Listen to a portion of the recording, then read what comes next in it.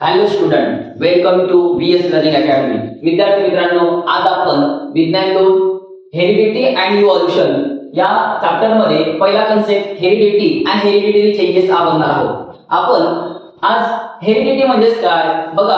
आपण जे आपल्यामध्ये जे कॅरेक्टरिस्टिक्स असतात, आपल्यामध्ये जे गुण असतात ते आपल्या आई वडिलांकडून आलेले असतात. जसं आपली उंची असेल, मग आपली उंची जी ठरलेली आहे ती आपल्या कधी आपल्या आईसारखी असू शकते, आपल्या वडिलांसारखी असू शकते, किंवा आपला जो रंग आहे तो रंग आपल्याला आपल्या आईसारखा असू शकतो किंवा आपल्या वडिलांसारखा असू शकतो. मग यांना काय म्हणतो आपण, तर यांना म्हणतो बायोलॉजिकल कॅरेक्टरिस्टिक्स. मग याआधी आपण या हेरिडिटीची डेफिनेशन अगोदर शिकलेली आहे. मग हेरिडिटी म्हणजे काय, काय डेफिनेशन आपण याची बघितली. Transfer of biological characteristics from parent to offspring किंवा one generation to the another generation. अशा प्रकारे या हेरिडिटीचा कन्सेप्ट आपण बघितलेला आहे.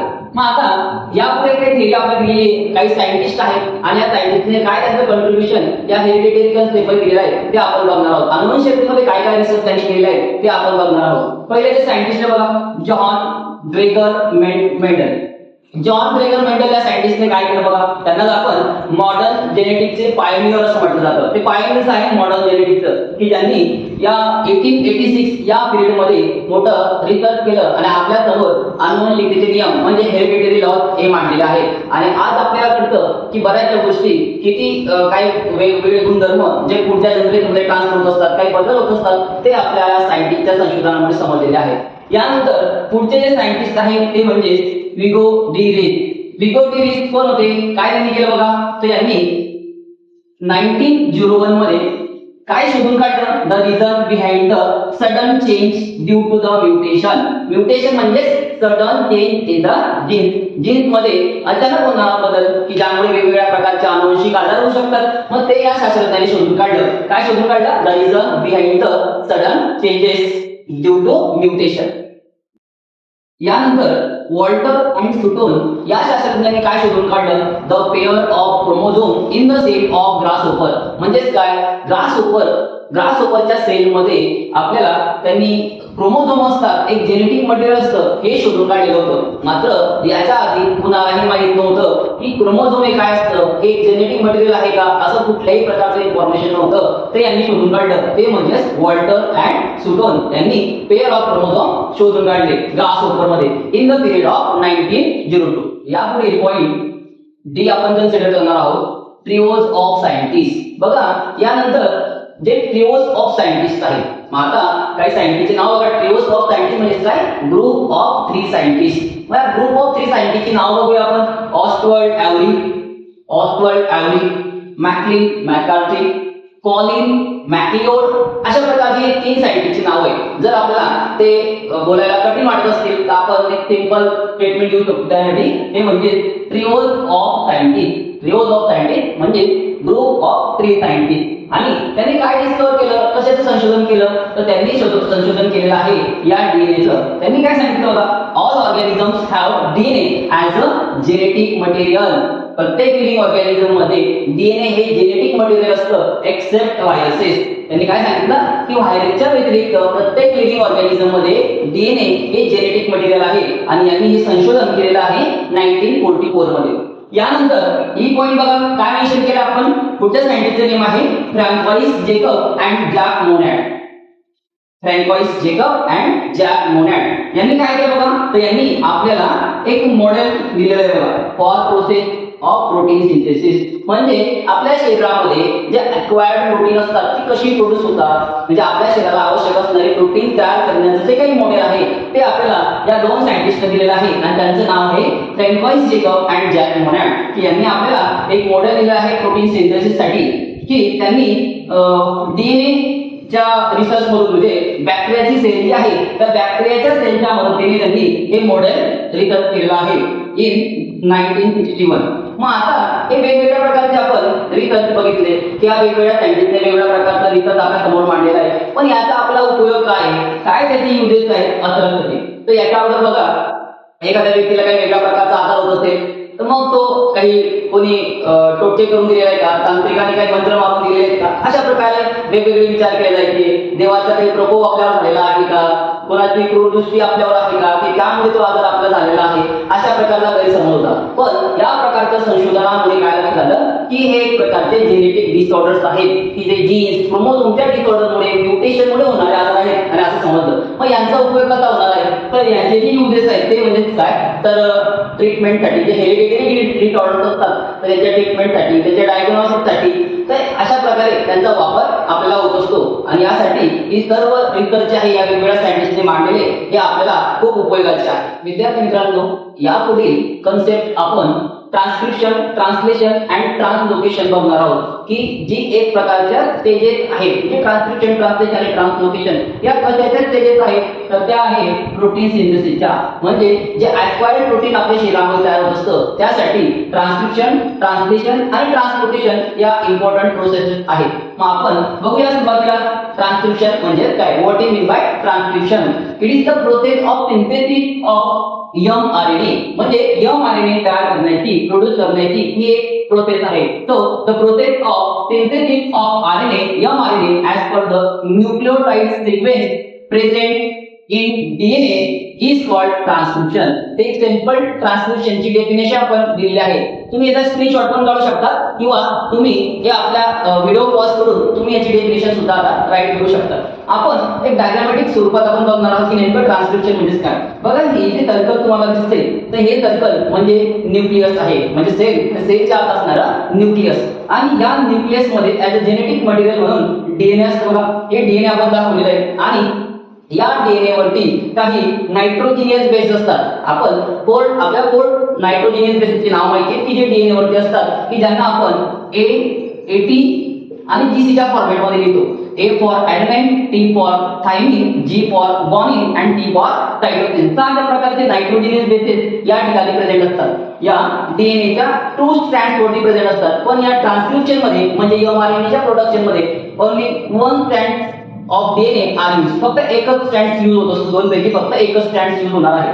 तर मग यामध्ये बघा हा जो एक स्ट्रँड दिसतो आपला तो डीएनएचा एक 1 स्ट्रँड आहे आणि याच्यावरती हे जे तुम्ही शेप्स बघताय ते यांना आपण नायट्रोजिनियस बेस असं म्हणतात. एक्झाम्पल बघा, समजा हा a nitrogenous base, A for adenine, A T G C असं राईट केला आपण, त्याला नेम दिले नायट्रोजिनियस बेस म्हणून. आणि याच्यावर असणारा जो काही न्यूक्लियोटाइड्स याला आपण न्यूक्लियोटाइड्स असं म्हणतो. मग या न्यूक्लियोटाइड्स वरती असणारा जो काही कोडॉन त्याला असणारे, अँटीकोडॉन त्याला असणारे, की ज्याच्यानुसार हा mRNA प्रोड्यूस केला जाणार आहे, तर तो काय असेल, समजा हा डीएनए वर असणाऱ्या नायट्रोजिनियस बेस हा ॲडेनाइन असेल तर याच्यावर असणारी पेअर ही कोणाची असली पाहिजे, तर टी ची असली पाहिजे.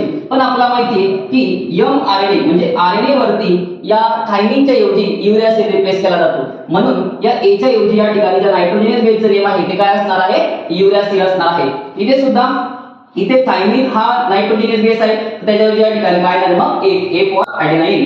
जिला ग्वानिनची पेअर कोण आहे, तर सायटोसिन आहे. सायटोसिनला आपण सी हा सिम्बॉल यूज करणार आहे. पण इथे सायटोसिन आहे तर या ठिकाणी ग्वानिन हा सिम्बॉल यूज केला जाणार आहे. तर अशा प्रकारे एक जी सिक्वेन्स आहे या न्यूक्लियोटाइडची सिक्वेन्स यावर तयार होत असते, या डीएनएच्या स्ट्रँड्सवर तयार होते. आणि अशा प्रकारे या न्यूक्लियस मधून ती डायरेक्टली या सायटोप्लाझम मध्ये असते, म्हणजे न्यूक्लियसच्या बाहेर सेलमध्ये सायटोप्लाझम मध्ये येते आणि याला आपण mRNA असं म्हणतो. मग या mRNA कडे कसली माहिती असते, mRNA म्हणजे काय, mRNA मीन्स मॅसेंजर आरएनए.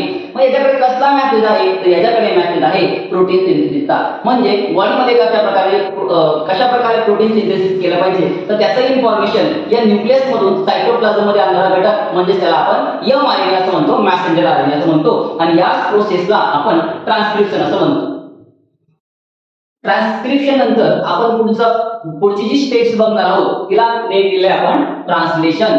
मग ट्रान्सलेशन म्हणजे काय, एक सिंपल लँग्वेज, सिंपल प्रोसेस आहे की या सेल मध्ये जो सायटोप्लाझम असतो त्या सायटोप्लाझम मध्ये असतात अमिनो ऍसिड आणि टीआरएनए जे आपण आरएनए टाइप्स बघितलेले आहेत, आरआरएनए, एमआरएनए, टीआरएनए. त्यापैकी हा जो टीआरएनए आहे हा काय करणार आहे, सायटोप्लाझम मधून ते अमिनो ऍसिड कलेक्ट करेल आणि एमआरएनएच्या सिक्वेन्स नुसार, कोडॉननुसार अँटीकोडॉन तिथे तयार करेल आणि अमिनो ऍसिडची लॉंग चेन होणार आहे. म्हणजे सायटोप्लाझम पासून फक्त एमआरएनए पर्यंत अमिनो ऍसिडला आणण्याची प्रोसेस की ज्याला आपण ट्रान्सलेशन असं म्हणतो. बघूया की कशा प्रकारे आपण ते लिहिणार आहोत. तर ट्रान्सलेशन म्हणजे काय, as per the message on mRNA. कारण की आपल्याला माहिती आहे हा मेसेज कुठून आलेला आहे, तर न्यूक्लियस मधून डीएनए कडून आलेला आहे. कोणी आलेला आहे, तर mRNA मॅसेंजर आरएनए. तो मेसेज जो आहे ती इन्फॉर्मेशन जे आहे प्रोटीन सिंथेसिस साठी ते सायटोप्लाझम मध्ये आलेला आहे. म्हणून म्हटलं as per the message on mRNA, amino acid are supplied by tRNA. tRNA काय सप्लाय करणार आहे. For this purpose, tRNA has anticodon having complementary sequence to the codon on mRNA. mRNA वर असलेल्या कोडॉननुसार हा tRNA अँटीकोडॉन या ठिकाणी आणणार आहे. आणि अशा प्रकारे काय होईल मग की ह्या अशा प्रकारचे जे सायटोप्लाझम मध्ये डिस्ट्रीब्यूट झालेले अॅमिनो ऍसिड असतात तर हे tRNA त्याला काय करेल अशा प्रकारे कलेक्ट करेल आणि या mRNA वर या mRNA च्या कोडॉनवर अँटीकोडॉन म्हणून आपल्याला या ठिकाणी तो सेट करताना दिसेल. मग हा tRNA की जो ट्रिप्लेट कोडॉनने तयार झालेला आहे तो एक एक अॅमिनो ऍसिड कलेक्ट करेल आणि याला मदत करणार आहे हा रायबोझोम. बघा आपण ते नाव दिलेलं आहे रायबोझोम. हा त्याला मदत करणार आहे आणि असं हळूहळू एक ट्रिप्लेट कोडॉन म्हणजे एक tRNA एक अॅमिनो ऍसिड कलेक्ट करेल आणि अशा प्रकारे या mRNA वर तो अरेंज करताना आपल्याला दिसेल. या सिंपल प्रोसेसला आपण ट्रान्सलेशन असं म्हणतो.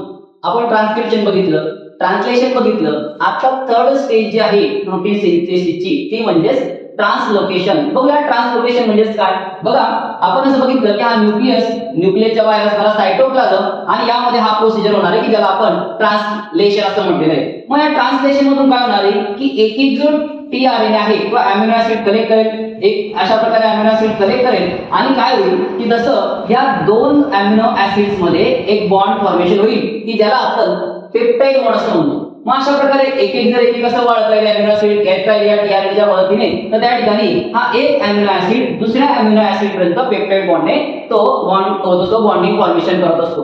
मग असे खूप सारे बॉन्ड्स एकत्र आल्यानंतर त्यांना आपण पॉलीपेप्टाइड बॉन्ड असं म्हणतो. म्हणजेच या ठिकाणी अॅमिनो ऍसिड पासून a long chain of amino acid are known as protein. ते त्यापासून काय होणार आहे कॉम्प्लेक्स प्रोटीन फॉर्म होणार आहे. मग ते त्यासाठी आपण डेफिनेशन काय राईट करणार त्याची बघा. ट्रान्सलोकेशन म्हणजे the ribosomes keeps on moving from one end of mRNA to other end by the distance of one triplet codon. एकेकाच्या एक ट्रिप्लेट कोडॉनच्या अंतराने एक एक अॅमिनो ऍसिड कलेक्ट होणार आहे आणि याच प्रोसेसला आपण ट्रान्सलोकेशन असं म्हणणार आहे. बघा या mRNAच्या या एका एंड कडून हा जो काही अॅमिनो ऍसिडची सिक्वेन्स आहे, जो काही tRNA हा रायबोझोम या mRNAच्या एका एंड कडून दुसऱ्या एंड मध्ये ट्रान्सफर होणार आहे की ज्याला आपण ट्रान्सलोकेशन म्हणजे त्याचं लोकेशन चेंज होणार आहे या रायबोझोमचं, म्हणून त्याला आपण ट्रान्सलोकेशन असं म्हणतो. तर ही एक पूर्ण प्रोसेस आहे की ज्यामधून प्रोटीन सिंथेसिस होत असतं. पहिली प्रोसेस ट्रान्सक्रिप्शन, दुसरी बघितली आपण ट्रान्सलेशन आणि तिसरी बघितलेली आहे ट्रान्सलोकेशन.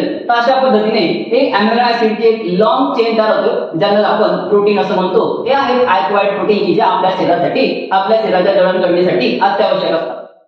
आता आपण जे दोन कन्सेप्ट बघितले हेरिडिटी अँड हेरिडिटरी चेंजेस, दुसरा concept transcription, translation and translocation, थोडं त्याला समराईज करूया. बघा हेरिडिटी आणि हेरिडिटरी चेंजेस मध्ये आपण 1 2 3 4 5 हे 5 पॉइंट बघितले. पहिला पॉइंट 1886 मध्ये जॉन ग्रेगर मेंडल यांनी काय केलं तर मॉडर्न जेनेटिक्सचा रिसर्च केलं. त्यानंतर 1900 मध्ये विगो डिरिस यांनी काय डिस्कव्हर केलं, त्यांनी म्युटेशनल थेअरी डिस्कव्हर केली. 1902 त्यामध्ये वॉल्टर अँड स्टोनी काय ऑब्झर्व केलं तर पेयर्स ऑफ क्रोमोझोम ऑब्झर्व केल्या. 1944 मध्ये जे टिओज ऑफ सायंटिस्ट आहेत यांनी काय डिस्कव्हर केलं तर DNA as a genetic material असं त्यांनी संशोधन केलं. आणि लास्ट पॉइंट जो आहे तो म्हणजे सायंटिस्ट जेकब अँड मोनॅट यांनी प्रपोज केलं, एक इन्व्हेन्शन केलं मॉडेल फॉर प्रोटीन सिंथेसिस. आणि पुढचा concept transcription, translation and translocation, याला समराईज करूया. पण ट्रान्सक्रिप्शन म्हणजे काय बघितलं आपण तर ट्रान्सक्रिप्शन म्हणजे काय तर न्यूक्लियस मध्ये प्रेझेंट असणारं जे इन्फॉर्मेशन आहे प्रोटीन सिंथेसिस साठी तर ते इन्फॉर्मेशन mRNAच्या मदतीने सायटोप्लाझम मध्ये येणे की ज्याला आपण ट्रान्सक्रिप्शन असं म्हणतो. ट्रान्सलेशनला काय म्हणणार, ट्रान्सलेशन म्हणजे काय तर त्या सायटोप्लाझम मध्ये प्रेझेंट असणारे जे अॅमिनो ऍसिड्स आहेत तर tRNA कडून ते कलेक्ट केले जातील आणि mRNA वर ते अरेंज केले जातील. या सिंपल प्रोसेसला ट्रान्सलेशन असं म्हणतात. आणि लास्ट आहे ते म्हणजे ट्रान्सलोकेशन. तर ट्रान्सलोकेशन म्हणजे काय जे रायबोझोम्स आहेत ते mRNAच्या एका एंड कडून अदर एंड कडे ट्रान्सफर होतील त्याला असं म्हटलं जातं ट्रान्सलोकेशन. विद्यार्थी मित्रांनो व्हिडिओ आवडला असेल तर नक्कीच लाईक करा आणि तुम्हाला जर या कन्सेप्ट मध्ये काही प्रश्न असतील, काही समस्या असतील तर नक्कीच तुम्ही ते कमेंट मध्ये सांगा. व्हिडिओ कसा आवडला ते सुद्धा तुम्ही कमेंट मध्ये सांगा आणि आपल्या चॅनलला सबस्क्राईब करून ठेवा की जेणेकरून अशा प्रकारचे कन्सेप्च्युअल व्हिडिओ पाहण्यासाठी तुम्हाला वेळोवेळी अपडेट मिळत जातील. आणि तुम्हाला अजून दुसऱ्या कोणत्या नवीन कन्सेप्टवर जर व्हिडिओ हवा असेल तर नक्कीच कमेंट मध्ये सांगा, आपल्यासाठी एक नवीन व्हिडिओ तयार केला जाईल. धन्यवाद.